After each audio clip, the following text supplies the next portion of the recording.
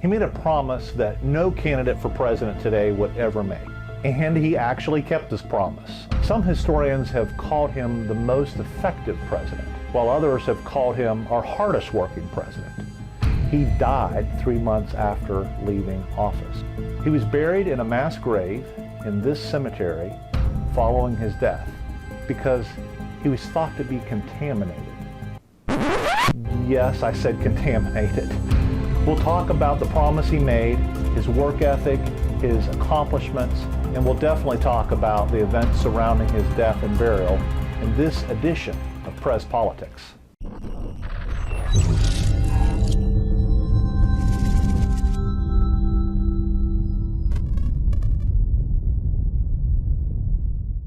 He got violently sick. Abdominal pains, diarrhea, vomiting, dehydration. They went to bury him.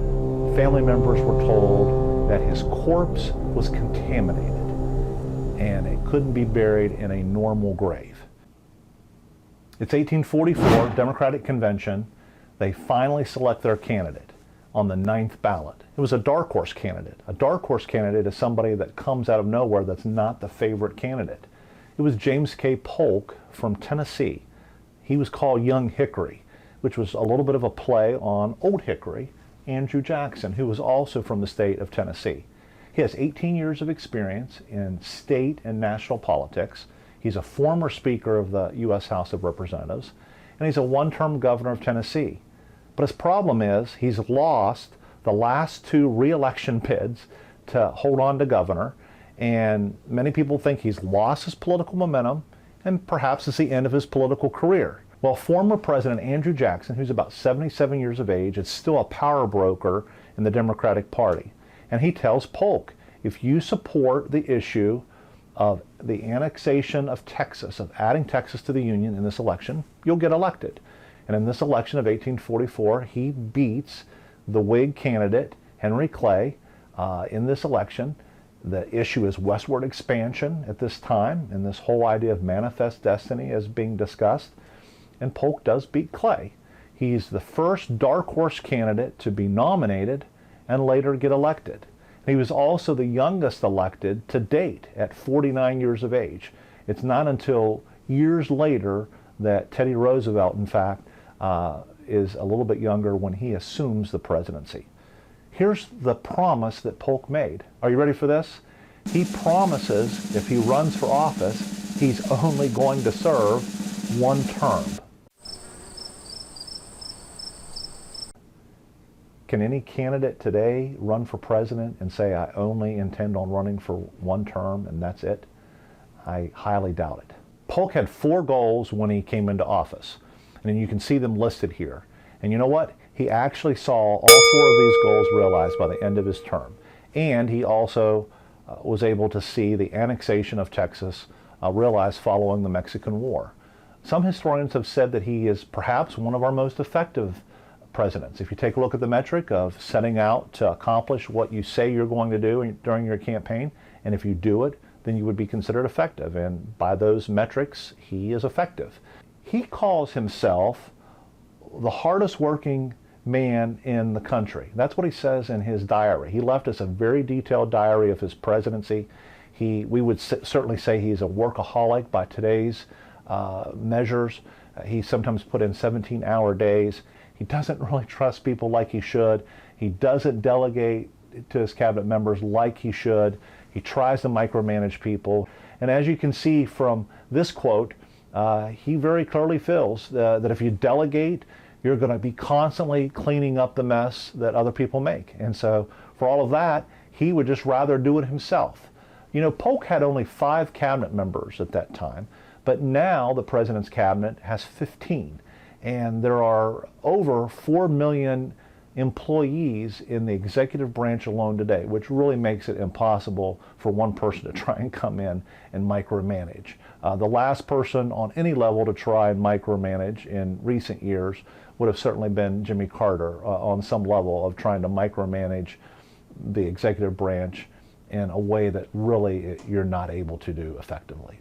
Polk took the fewest days off of any president to be in the White House. In roughly, within the 4 years, he roughly took 42 days outside of Washington, D.C.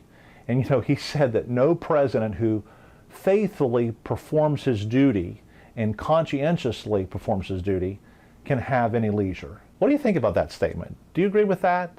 Do you disagree with that? I'd be interested on what you think. Put your comments below. Here's another slide showing you the number of days recent presidents have had off in modern times. Is the president really able to take a non-working vacation as president? Nancy Reagan said presidents don't get vacations, they just get a change of scenery. And so the modern presidency today, wherever the president goes, the office follows him wherever he goes. When Polk left office at the end of his term, the map of the United States looked drastically different. It had been redrawn, and much of Manifest Destiny had been fulfilled. Over 1 million square miles of land had been added to the continental United States following the treaty with England and also the war with Mexico. Polk's 4 years in the White House took a toll on his health, and he aged, and it was very visible. And he said actually that going into retirement he was going to be a much happier man. After he left office, he went on a trip down south, actually visited New Orleans. He got violently sick. Abdominal pains, diarrhea, vomiting, dehydration, and what he ended up contracting was cholera. Cholera is just a bacteria that settles in a person's small intestines, and usually that gets acquired through drinking contaminated water. For one period of time, he appeared to be improving and getting better, and then his symptoms came back, and then on June the 15th of 1849, he passes away, some 13 months after leaving office. And when they went to bury him, family members were told that his corpse was contaminated and it couldn't be buried in a normal grave. You see, back then, people thought cholera was passed by breathing in bad air coming from decomposing matter.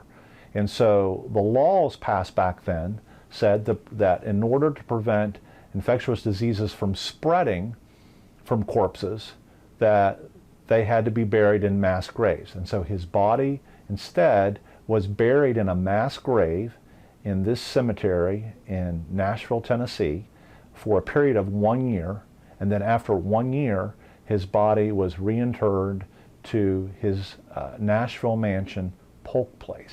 We've had a number of U.S. presidents criticized for taking time off or taking vacations from both parties, Republican and Democrat. Do you think that a president should have a set number of days within a 4-year term that they're allotted for vacations? Or do you think that that really shouldn't matter, really given the fact that they are the leader of the free world? I would really be interested in knowing what you think, and post your comments and your answers and thoughts in the comment section below. Hey, if you liked what you watched today, give us a thumbs up. If you haven't already subscribed to PREZ Politics, do that now.